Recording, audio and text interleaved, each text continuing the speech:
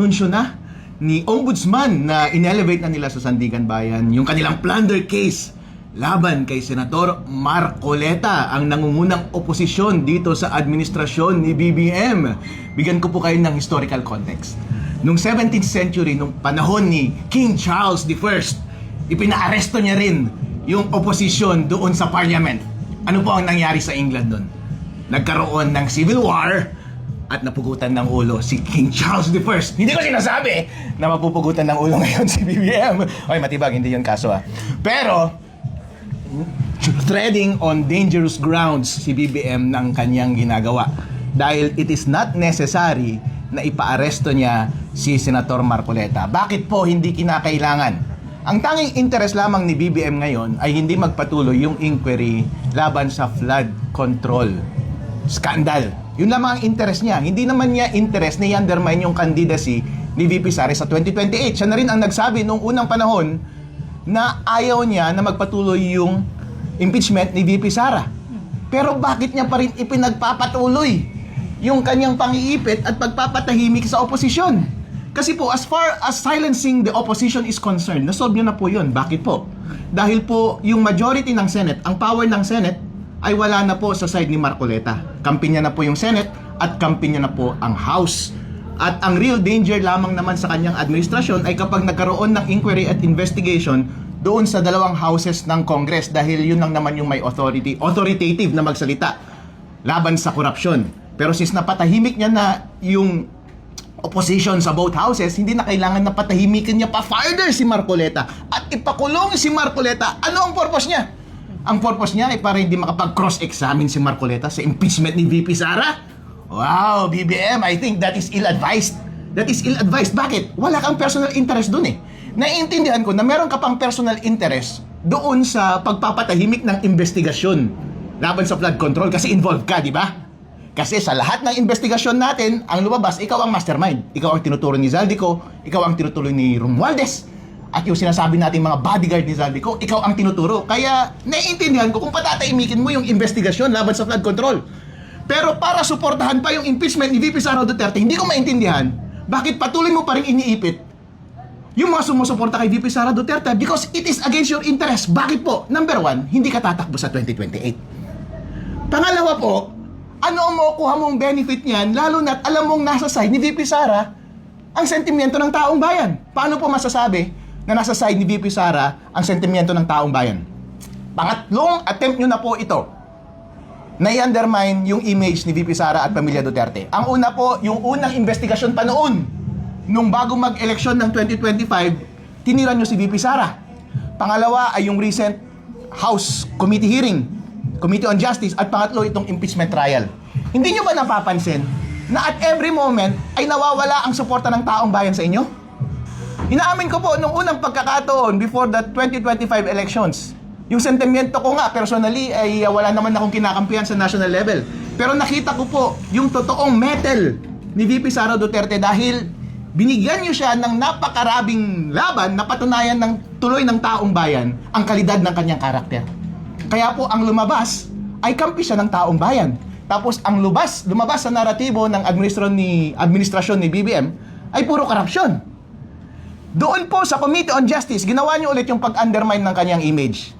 Kumampi ba sa inyo ang taong bayan? Hindi po. Napansin niyo po yan noong lumipat nga yung majority ng Senado papunta sa side ni VP Sara. Dahil marami sa kanila ang magre-re-eleksyon. At alam nila na ang susunod na power ay si VP Sara.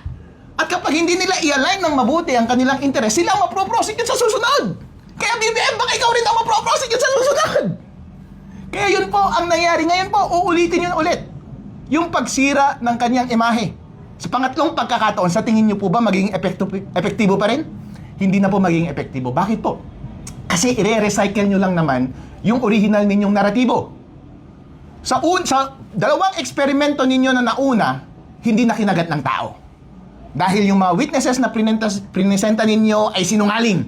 Si Madriaga ay sinungaling. Alam po yan ng taong bayan. Yung painting na sinasabi, hindi naman siya may gawa. Hindi naman gawa ng scholar niya At saka yung mga ebidensya na iprinesenta laban kay VP Sara Duterte ay illegal ang pagkakakuha.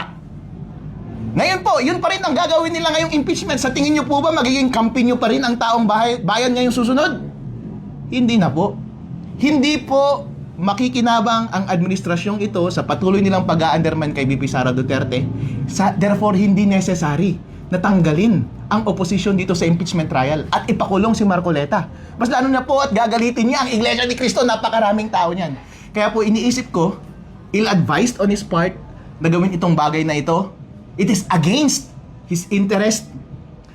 Kung meron man pong bumubulong sa kanyang tabi at nagsasabi na pabagsakin natin ang imahe ng buong pamilya Duterte dahil silang pinakamataas na tatakbo sa 2028. O sino ang alternatibo mo? Si Risa Hontiveros? Si Rafi Tulfo? O sino pa? Eh wala naman silang lakas. Si Risa Hontiveros sa mga probinsya gumagastos ngayon ng pera, naglalabas ng pera. Pero kilala ba siya ng normal na tao? Hindi po. Kaya kung ikaw po ay magtataya ng iyong kinabukasan, BBM, at para sa iyong safety na rin, mali po ang iyong ginagawa. Kaya wag mong i-overplay yung hand na ibinigay sa iyo ng kapalaran, BBM administrasyon, Jesus Crispin Remulla at Matibag. Okay na napatahimik nyo siguro yung oposisyon as far as Blue Ribbon Committee investigation is concerned. Kasi nagigets ko yon, self-preservation nyo yon. Pero wag masyadong malaki ang ulo, wag nyong sagarin ng masyado. Dahil po, ina-undermine nyo na ang demokrasya ng taong bayan. Yung pasensya ng taong bayan ay may limit lamang. Inuulit ko po ang nangyari kay Charles I noong 17th century. Dahil kinontra niya ang kanyang oposisyon, pinaaresto niya at pinakulong niya yung oposisyon niya sa kanyang parliament nung panahon na iyon. Wala na pong ibang pupuntahan pa ang taong bayan. Kaya hindi niya naiwasan na nagkaroon ng civil war at napugutan siya ng ulo. Ang sinasabi ko lang po kay BBM, for your sake, please tread carefully. Vice, anong nakikita niyo magiging malaking epekto kung nagtagumpay po yung administrasyon na ipakulong si Senator Marcoleta po? Ay, hindi ko po alam dahil hindi po ako manghuhula. Pero ang alam ko po ngayon, ang taong bayan po ay galit na galit. Hindi po sila satisfied sa performance ng administrasyong ito. Ang trabaho po ng executive ay paunlarin ang bawat Pilipino. Bigyan sila ng yaman at maginhawang buhay. Ano po ang inatupag ni BBM simula nung siya ay nakaupo? Ano po ang kanyang pangako noon? Babawiin niya ang pangalan ng kanyang pamilya. Dahil akala ng taong bayan, yung tatay mo noon siguro magaling sa pagpapatakbo ng ekonomiya, kaso nga lang nagnakaw, ito na yung chance mo. Since alam mo na you were advised fairly kung anong mali niyang ginawa, siguro hindi mo na uulitin. Pero inulit pa rin po ang pagnanakaw, and bagkus atupagin, yung ating ekonomiya, ang inaatupag ay kinakasuhan at pinapakulong ang kanyang mga kalaban.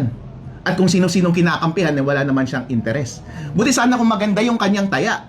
Kinakampihan niya yung mga sinasabing so-called progressives. Meron ba silang champion? Kung titingnan niyo po ang history sa bawat laban, kailangan mo ng champion. Ang mentality ng taong bayan at psyche ng mga Pilipino, kailangan natin mag-side sa isang malakas na karakter at personalidad na mamuno sa atin.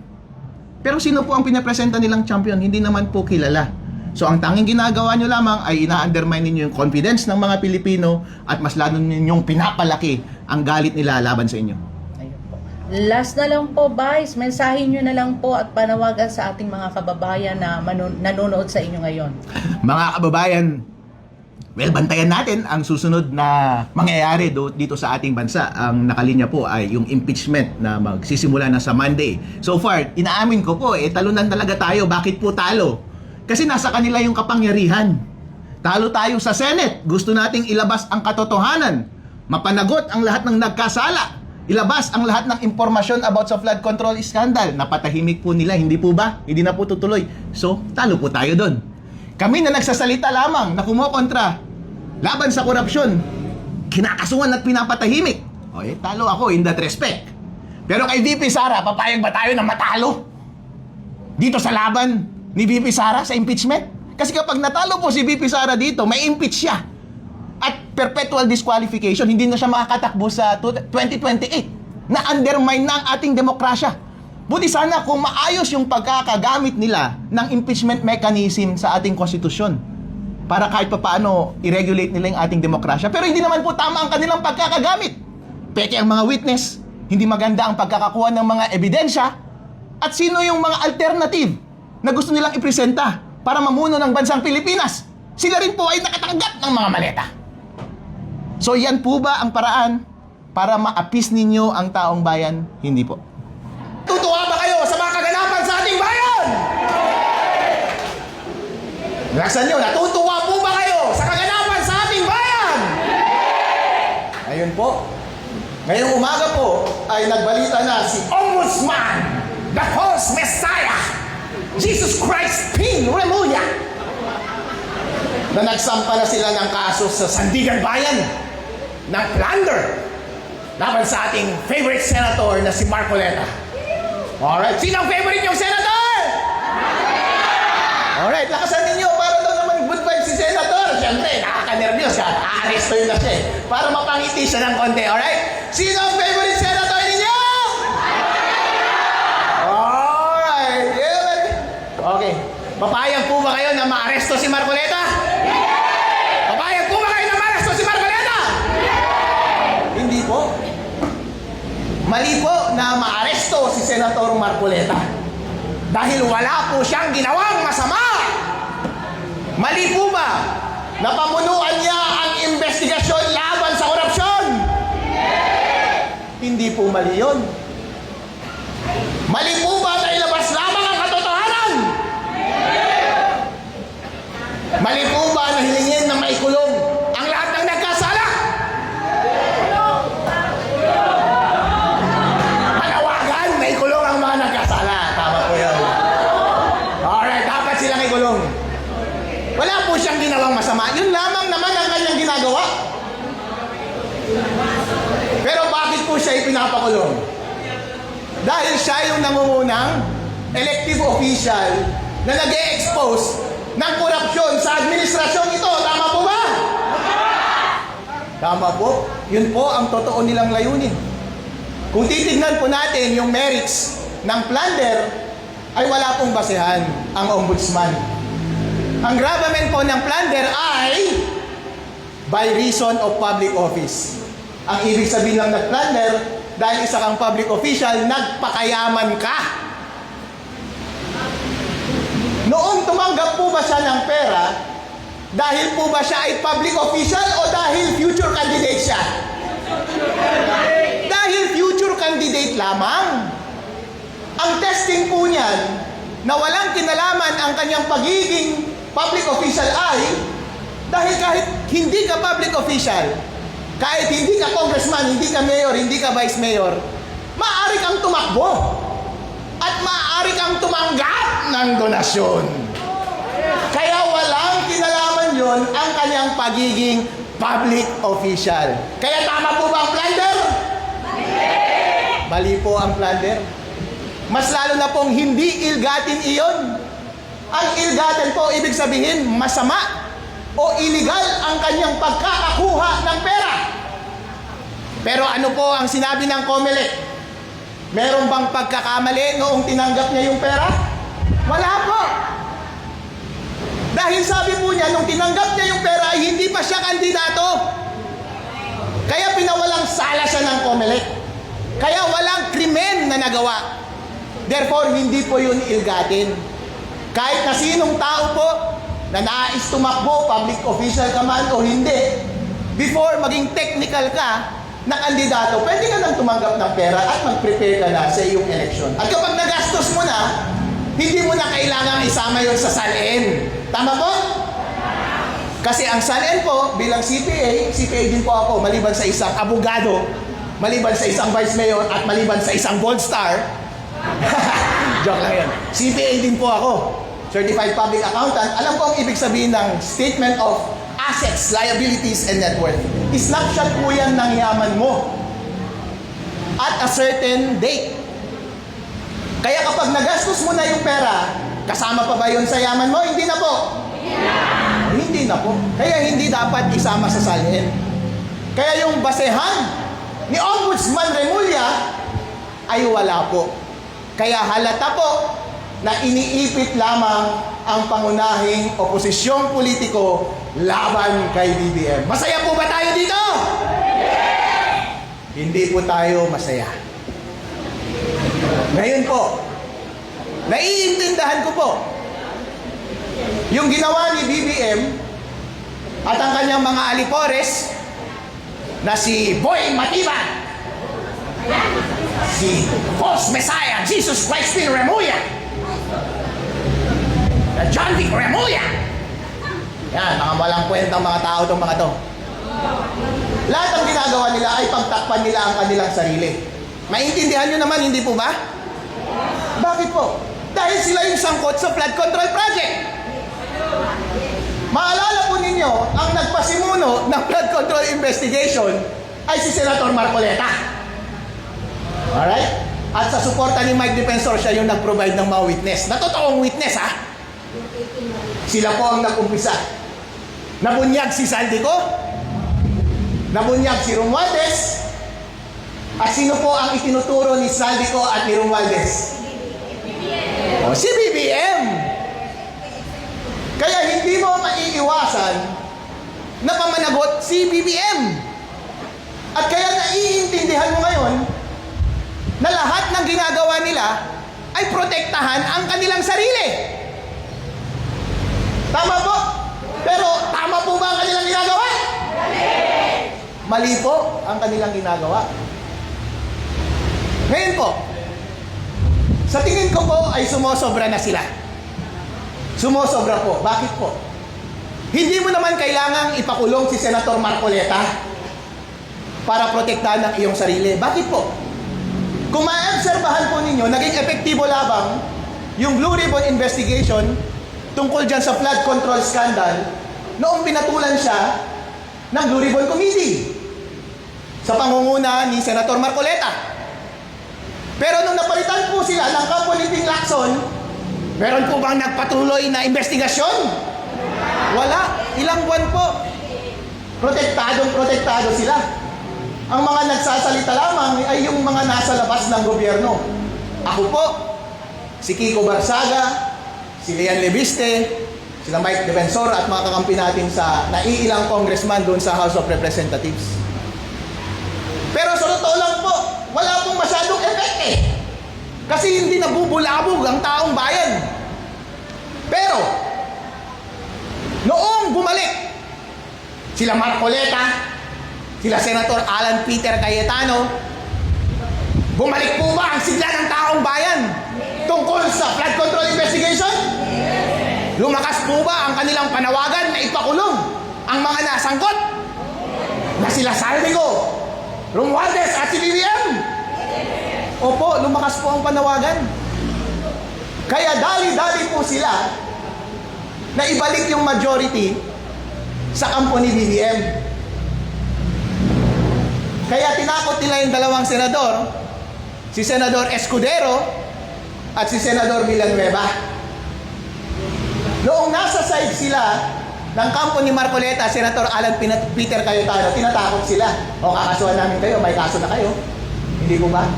Kapalit ng pagkaso sa kanila, hindi na daw sila kakasuhan, lumipat sila sa kampo ni BBM. Ayun nga, lumipat sa kampo ni BBM. Natuloy pa ba yung Blue Ribbon investigation? Hindi na po. Tahimik na po. Sa totoo lang po, kapag hindi na patuloy yung boses ng corruption investigation doon sa Senate, ay wala na pong significant threat laban kay BBM. Sa totoo lang po. Dahil tahimik na po ulit pagdating sa flood control scandal. Therefore, since nasa kanya na ang beat pagdating dyan sa flood control scandal, hindi niya na kailangan ibitin pa si Marcoleta. Ba't kailangan mo bang ibitin si Marcoleta? Eh, mali naman ang iyong laban. Ano ang iyong motivasyon? BBM, ano ang iyong motivasyon? Bakit patuloy mo ang iniipit ang oposisyon doon sa Senado? Doon sa flood control scandal, naiintindihan ko ang motivasyon mo na gusto mo silang patahimikin. Ngayon, ang naiisip na motivasyon kung bakit mo patahimikin si Senator Marcoleta ay para hindi siya actively makapag-participate doon sa impeachment trial ni VP Sara Duterte. Pero kung ang pag-iisipan lang natin ay self-preservation at self-interest ng BBM administration, tama ba? Makatwiran ba ang move na ito? Hindi eh. Bakit po? Hindi naman natatakbo si BBM sa 2028. At bayan pagdating sa impeachment ni VP Sara Duterte. Therefore, kapag wala naman siyang taya sa 2028 at linalabanan niya ang taong bayan, bakit pa rin niyang patuloy na inuusig si Senator Marcoleta at mga oposisyon doon sa impeachment ni VP Sara Duterte? Ang sabi po nila ay dahil mahina si BBM. Timid si BBM. Ako, isa akong Ilocano. Galing akong Isabela. Pareho kaming maitim ni BBM. Sa totoo lang, may affinity ako kay BBM. Dahil pareho kami ng pinanggalingan. Nag-root ako sa kanya para maging successful. Pero kapag ang leader mo ay mahina at push over, tinutulak-tulak lamang siya ng mga influensya sa paligid niya, may tiwala ka pa ba sa kanya? Wala na po. Wala na pong tiwala ang taong bayan kay BBM. Dahil inuuto lamang siya ng mga sinasabi nilang makaprogresibo na mga grupo, mga pinklawan at mga kaliwa. Sila ang nag-iimpluwensya sa kanya pero wala naman siyang pakinabang. Nagpapadala siya sa kanila. Bakit po? Ina-undermine ng mga makakaliwa, mga pinklawan, si VP Sara Duterte. Dahil gusto nilang maging presidente sa susunod. Pero kung iisipin mo, BBM, mananalo ba sila o hindi? Hindi sila mananalo. Hindi mo sila matanalo. Kapag ikaw, BBM, kag magaling ka na tao at nag-iisip ka, dapat itaya mo na ang lahat, ang future mo at kaligtasan mo after ng term mo. It's either tataya ka kay Sara o tataya ka sa kalaban ni Sara. Kapag tumaya ka sa kalaban ni Sara, ang tanga mo dahil matatalo ka. At kapag si Sara lang nakaupo, yun ang sinasabi ko, mapapanagot ka. At mapapanagot ang iyong mga kakampi. Bakit po sinabi ko na malakas si Sara? Ako po, first time ko maging public official ngayon. Noong 2025 campaign period, sa totoo lang po, wala naman akong pinapanigan sa national eh. Kasi independent po ako, wala po akong pinanggalingan, walang sumusuporta sa akin, kanya-kanyang diskarte lamang. Walang gastos. Pasikat lamang tayo sa social media. Wala akong pakialam. Pero napansin ko po, itong si BBM, hindi naman niya inaasikaso ang ating ekonomiya. Noong 2022, ganadong-ganado akong suportahan si BBM. Dahil Ilocano eh. Dahil anak siya ni Marcos eh. Siyempre mga Pilipino, tribal tayo eh. Mahilig tayo sa mga affinity. Kapag katropa natin yan, mag-root tayo para sa kanila. Hindi po ba? Tama po. Iniisip namin noon, pagkakataon na ito ng aming lahi, nabawiin ang aming sirang reputasyon. Dahil kahit papaano, merong Ilocano pride na tinatawag. Kasi noong naging presidente si Ferdinand Marcos Sr., may konting pride na ginawa. Kahit papaano, naiangat niya konti ang ating ekonomiya at proud tayo bilang mga Pilipino sa buong mundo. Pero sa mga huling panahon ng kanyang pamumuno, ninakaw niya ang pera ng taong bayan. Nakakahiya.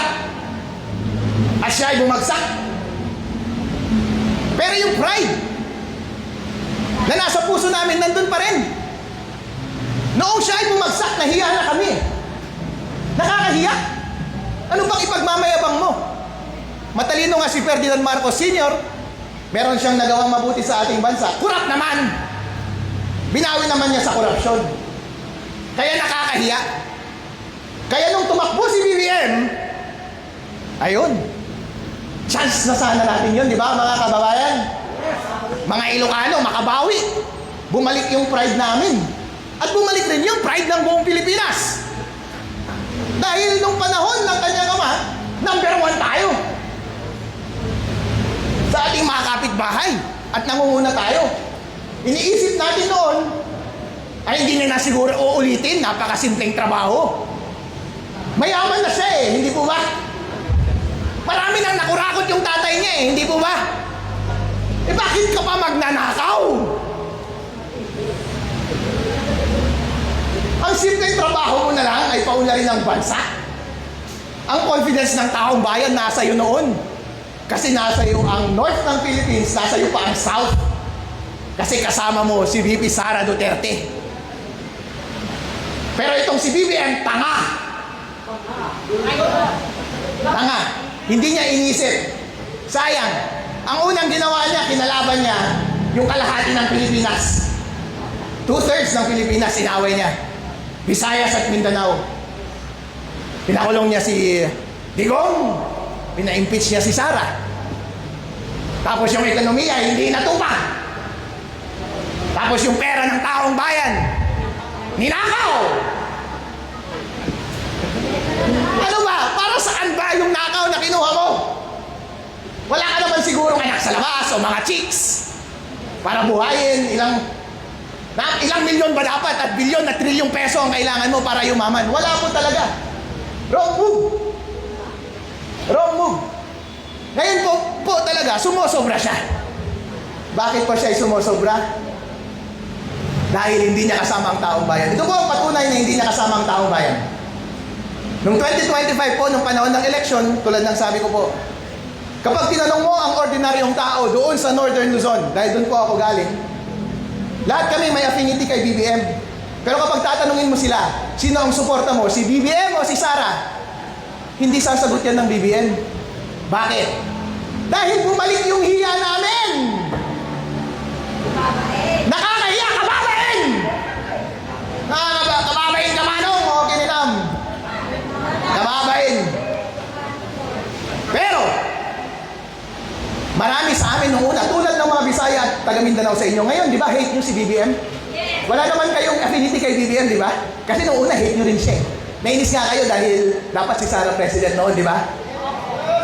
Actually, ganoon din kami kay Sara noon. Ang affinity namin kay BBM, neutral lang kami kay Sara. Pero ngayon, noong panahon na yun, pagtanungin mo, sino ang gusto ninyo? Sara ang sasabihin. Bakit po? Dahil ang ordinaryong Pilipino, gusto nila yung nasusukat, yung karakter ng tao. Kapag una nakikita nila, hindi ka pa na-testing ng adversities sa public, ay wala pa silang sentimiento para sa'yo. Pero kapag inaapi ka, at no-survive mo yung pangapi, at marunong kang ipaglaban ang iyong sarili, marunong kang ipaglaban ang iyong mga kababayan, makukuha mo ang damdamin ng bawat Pilipino. At yun yung nagawa ni VP Sara Duterte sa Northern Luzon. Dahil hinarap niya lahat ng pag-uusig sa kanya. Sa bandang huli, siya po ay nagwagi. Kaya love siya ng mga taga Northern Luzon. Itong si BBM, walang narrative, kundi puro korupsyon. Kaya hindi totoo yung sinasabi nila na walang pull si VP Sara doon sa North. Sinasabi ko po, meron. Hindi ibig sabihin na meron kaming konting affection kay BBM. I hate namin si VP Sara. Hindi po yan totoo. May affinity kami konti kay BBM, kahit pa paano, by reason of sentiment. Pero pagdating sa 2020, ang manok namin ay si VP Sara Duterte!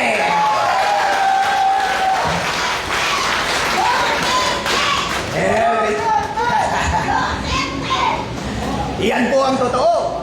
Yan po ang totoo. Dahil yan po ang journey ko din bilang individual.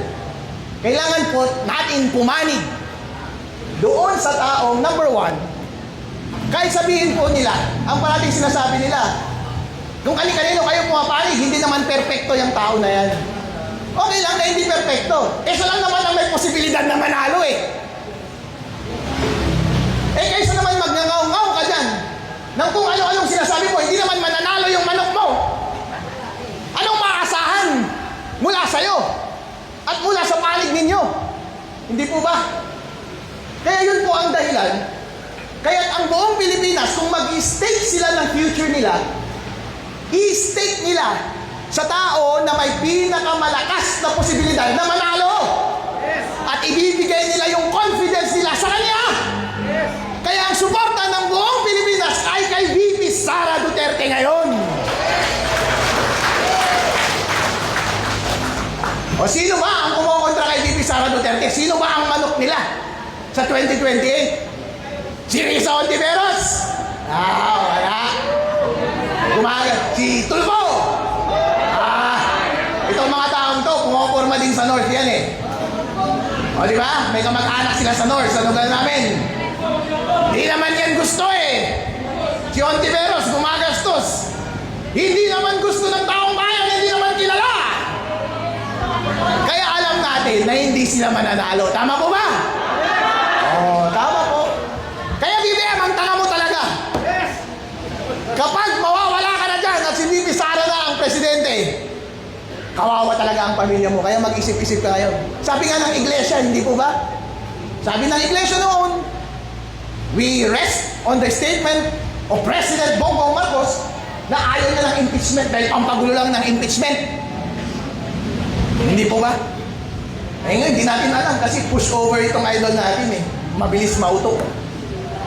Ngayon po, inattempt ulit nila na pabagsakin ang imahe ni VP Sara Duterte sa pamamagitan ng impeachment trial, mini trial nila sa Committee on Justice doon sa House of Representatives. Naniwala po ba ang taong bayan? Hindi po. Bakit? Dahil sinungaling yung mga witness. Si Madriaga sinungaling.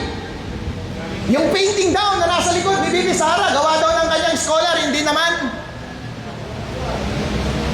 Yung mga ebidensya laban kay VP Sara Duterte, puro mali ang pagkakakuha. Binababoy nila ang mekanismo ng impeachment sa ating saligang batas. Ang mekanismo po ng impeachment sa ating batas ay ano po yan? Pag-diminish ng ating democracy. Ang ibig sabihin po ng democracy ay ang ating kapangyarihan na direktang magluklok ng ating pinipiling leader. Foundational principle po yan sa ating saligang batas. Pero naaagaw lang yan sa atin ng kaunti lamang. Principally, na-exercise natin ang democracy sa pamamagitan ng eleksyon. Pero kung minsan, pwedeng gawin nila ang impeachment kapag nagkasala ng mabigat. Kaya nga nakalagay, high crime crimes eh. Treason, plunder, mga mabibigat talaga. Hindi pagsunod sa konstitusyon, mabibigat. Pero yung mga ibinibintang nila kay VP Sara Duterte, mabigat ba? Hindi. Kasi sa buong panahon na siya ay nakaupo, ano po ang opinion ng Commission on Audit? Unmodified. Siya po ay lusot. Kung titignan nyo po comparatively, yung mga findings sa kanya ay pipitsugin lamang kumpara sa mga ibang departamento at ahensya ng gobyerno. Kapag ikukumpara mo ito sa mga alipores ni BBM, sa mga gabinete ni BBM, sa mga ninakaw nila sa flood control scandal, napakalaki po ng mga bagay na yun. At hindi mo po may kukumpara sa pipitsugin lamang na findings na Commission on Audit pagdating sa Office of the Vice President. Unmodified po. Ako po ay isang CPA. Nag-practice po ako sa aking pagiging CPA noon sa SGBN Company, Ernst & Young, dito sa Pilipinas, #1 auditing firm sa Pilipinas. Nag-audit po ako at saka sa Deloitte Philippines. Gumagawa rin po kami ng financial opinion na tinatawag. Sa private sector, ang tawag namin kapag perfect yung score mo, unqualified opinion. Sa government, kapag perfect yung score mo, ang tawag unmodified opinion. Kaya yung score po ni Office of the Vice President VP Sara Duterte, perfect pagdating sa Commission on Audit. Yung mga findings po na tinatawag na ganyan ay normal lamang. Kahit ako po, nag-audit ako noon, meron talagang mga findings. Bakit po kulang ng documentation? Di ba, maliit na pagkukulang. Kulang ng documentation, hindi naman tao kasi tao yung gumagawa eh. Tao lang tayo, nagkakamali namin, isang tao yung gumagawa. Kahit kayo po, hindi perfecto. May mga konting pagkakamali. Pero ang bottom line yan is, kapag hindi niya naapektuhan materially yung financial statements.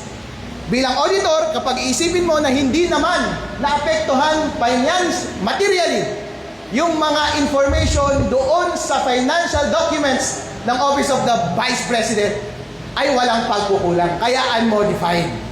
Kung base lamang sa usapin na iyon, ay wala pong pagkakasala si VP Sara Duterte.